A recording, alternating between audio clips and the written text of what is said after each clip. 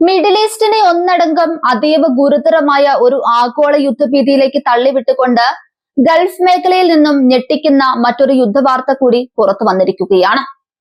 ഒമാന്റെ തന്ത്രപ്രധാനമായ എണ്ണ കയറ്റുമതി കേന്ദ്രത്തിന് നേരെയുണ്ടായ അപ്രതീക്ഷിത വ്യോമാക്രമണം പശ്ചിമേഷ്യൻ സമ്പദ് വ്യവസ്ഥയുടെയും സുരക്ഷയുടെയും നെഞ്ചിടിപ്പ് കൂട്ടിയിരിക്കുന്നു. ലോകത്തെമ്പാടുമുള്ള എണ്ണ വിപണിയെയും വ്യോമ കടൽ ഗതാഗതങ്ങളെയും ഒരേ സമയം നിശ്ചലമാക്കാൻ പോന്ന അതീവ സ്ഫോടനാത്മകമായ ഒരു സാഹചര്യമാണ് ഒമാൻ തീരത്ത് ഇപ്പോൾ രൂപപ്പെട്ടിരിക്കുന്നത്. പതിറ്റാണ്ടുകളായി മിഡിൽ ഈസ്റ്റിലെ സമാധാനത്തിന്റെ ആസ്ഥാനമായി അറിയപ്പെട്ടിരുന്ന ഒമാൻ സുൽത്താനേറ്റിനെ ലക്ഷ്യമിട്ടാണ് ഇത്തവണ ആക്രമണം ഉണ്ടായിരിക്കുന്നത്. ഒമാന്റെ ഏറ്റവും പ്രധാനപ്പെട്ട എണ്ണ വിതരണ ശൃംഖലയായ മിന അൽ ഫഹൽ ടെർമിനലിന് നേരെയാണ് അതിശക്തമായി സ്ഫോടനം അരങ്ങേറിയത്. മേഖലയിലെ യുഎസും ഇറാനും തമ്മിൽ നാളുകളായി തുടരുന്ന പകരം വീട്ടൽ ആക്രമണങ്ങളുടെ ഏറ്റവും പുതിയ ഇരയായി ഒമാൻ മാറിയിരിക്കുകയാണ്. അമേരിക്കയുടെ സൈനിക താവളങ്ങൾക്കും താൽപര്യങ്ങൾക്കും നേരെ ഇറാനും ഇറാന്റെ തന്ത്രപ്രധാന കേന്ദ്രങ്ങൾക്ക് നേരെ അമേരിക്കയും നടത്തുന്ന തുടർച്ചയായ പ്രത്യാക്രമണങ്ങൾ ഗൾഫ് മേഖലയെ ഒന്നടങ്കം ഒരു ചാരക്കൂമ്പാരമാക്കി മാറ്റുകയാണ്. ഇരു വൻ ശക്തികളും തമ്മിലുള്ള ഈ കടുംപിടുത്തം ഒടുവിൽ സമാധാന പ്രിയരായ അയൽ രാജ്യങ്ങളുടെ നിലനിൽപ്പിനെ പോലും ബാധിക്കുന്ന തരത്തിലേക്ക് വളർന്നിരിക്കുന്നു. ഗൾഫ് നാടുകൾക്ക് കനത്ത ആഘാതം നൽകിയ സ്ഫോടനം മിഡിൽ ഈസ്റ്റിന്റെ ചരിത്രത്തിലെ തന്നെ കറുത്ത അധ്യായങ്ങളിൽ ഒന്നാണ്. എണ്ണ ശുദ്ധീകരണശാലയുടെയും സംഭരണ കേന്ദ്രങ്ങളുടെയും സുരക്ഷയെ പൂർണ്ണമായും തകിടം മറിച്ചുകൊണ്ട് കടലിലെ കപ്പൽ ചാലുകളോട് ചേർന്നുള്ള ഭാഗത്താണ് സ്ഫോടനം നടന്നത്. എണ്ണ കപ്പലുകളിലേക്ക് എണ്ണ നേരിട്ട് പമ്പ് ചെയ്യുന്ന സിംഗിൾ ബോയ് മൂറിംഗ് ബർത്തുകളുടെ തൊട്ടടുത്താണ് വൻ സ്ഫോടനം ഉണ്ടായത്. കടലിൽ വലിയ തോതിൽ അഗ്നിബാധയും പുകയും ഉയരാൻ ഇത് കാരണമായെന്നാണ് പ്രാഥമിക റിപ്പോർട്ടുകൾ സൂചിപ്പിക്കുന്നത്. അതിനൂതന സാങ്കേതിക വിദ്യ ഉപയോഗിച്ച് വിദൂരത്തു നിന്നും നിയന്ത്രിക്കാവുന്ന ഒരു ചാര ഡ്രോൺ ഉപയോഗിച്ചാണ് ഈ ക്രൂരമായ ആക്രമണം നടത്തിയിരിക്കുന്നത് എന്നാണ് പുറത്തുവരുന്ന പ്രാഥമിക ഇന്റലിജൻസ് വിവരങ്ങൾ. അതിർത്തിയിലെ റഡാർ സംവിധാനങ്ങളെയും വ്യോമ പ്രതിരോധ കവചങ്ങളെയും അതിവിദഗ്ധമായി വെട്ടിച്ച് പാഞ്ഞു വന്ന ഡ്രോൺ എണ്ണ സംഭരണ ബർത്തുകളിലേക്ക് നേരിട്ട് പതിക്കുകയായിരുന്നു. ആക്രമണത്തിന്റെ കൃത്യതയും ആസൂത്രണവും പ്രതിരോധ വിദഗ്ധരെ പോലും ഞെട്ടിച്ചിട്ടുണ്ട്.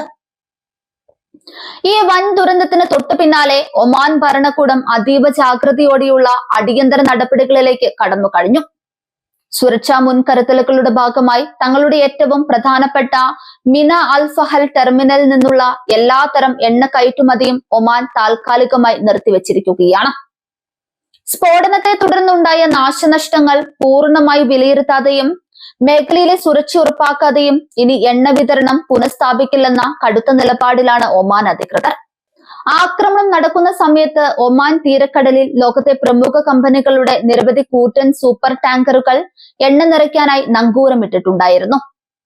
ലക്ഷക്കണക്കിന് ബാരൽ അസംസ്കൃത എണ്ണ സംഭരിക്കാൻ ശേഷിയുള്ള ഈ കപ്പലുകൾക്ക് നേരെയാണ് ഡ്രോൺ പാഞ്ഞു വന്നത് എന്നത് ദുരന്തത്തിന്റെ വ്യാപ്തി വർദ്ധിപ്പിക്കുന്നു. ഭാഗ്യം കൊണ്ട് മാത്രമാണ് ഈ സൂപ്പർ ടാങ്കറുകളിലേക്ക് തീ പടരാതിരുന്നതും വലിയൊരു ആഗോള പാരിസ്ഥിതിക ദുരന്തം ഒഴിവായത്. ഗൾഫ് മേഖലയിലൂടെയുള്ള എണ്ണക്കടത്തിന് ഈ സംഭവം കനത്ത തിരിച്ചടിയാണ് സമ്മാനിച്ചിരിക്കുന്നത്. ഒമാൻ തങ്ങളുടെ എണ്ണ കയറ്റുമതി നിർത്തിവെച്ചതോടെ രാജ്യാന്തര വിപണിയിൽ അസംസ്കൃത എണ്ണയുടെ വില കുതിച്ചുയരാനുള്ള സാധ്യതകൾ വർദ്ധിച്ചു.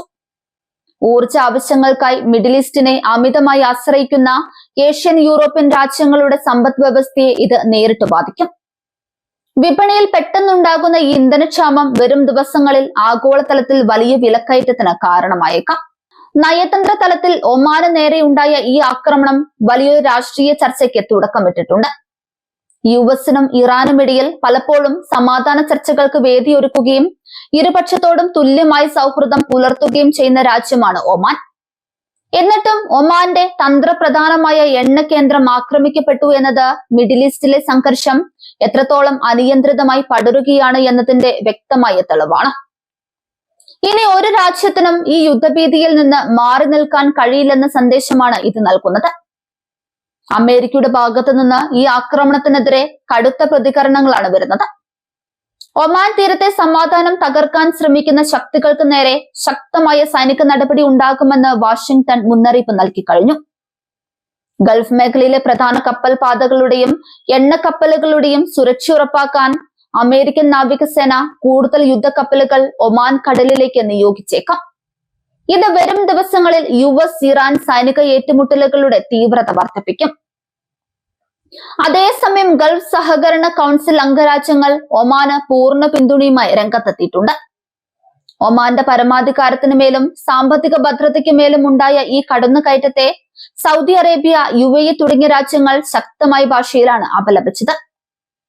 തങ്ങളുടെ കൂട്ടായ്മയിലെ ഒരു രാജ്യത്തിന് നേരെ ഉണ്ടാകുന്ന ഭീഷണി മേഖലയിലെ മുഴുവൻ രാജ്യങ്ങളുടെയും സുരക്ഷയെ ബാധിക്കുന്ന ഒന്നാണെന്ന് ഗൾഫ് രാജ്യങ്ങൾ ഒന്നടങ്കം പ്രഖ്യാപിച്ചു കഴിഞ്ഞു.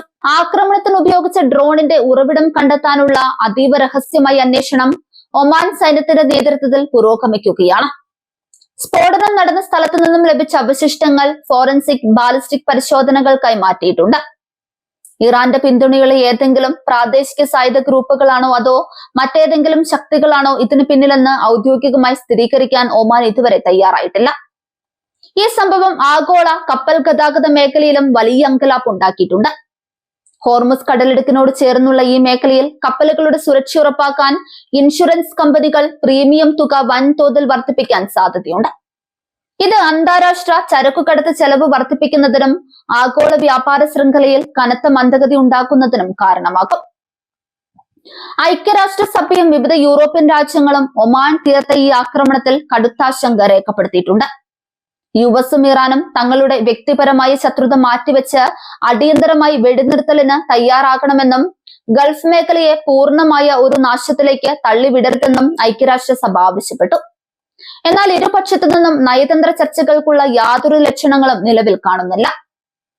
യഥാർത്ഥത്തിൽ ഒമാൻ എണ്ണ ടെർമിനലിൽ ഉണ്ടായ ഈ വൻ സ്ഫോടനം മിഡിൽ ഈസ്റ്റിനെ കൂടുതൽ ഇരുണ്ട യുദ്ധകാലഘട്ടത്തിലേക്ക് നയിക്കുകയാണ്.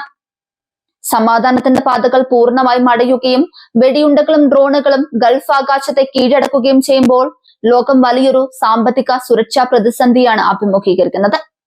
വരും ദിവസങ്ങളിൽ അമേരിക്കയുടെയും ഇറാന്റെയും ഭാഗത്തു നിന്നുണ്ടാകുന്ന സൈനിക നീക്കങ്ങളായിരിക്കും ഈ ഗൾഫ് ദുരന്തത്തിന്റെ ഭാവി നിർണ്ണയിക്കുക.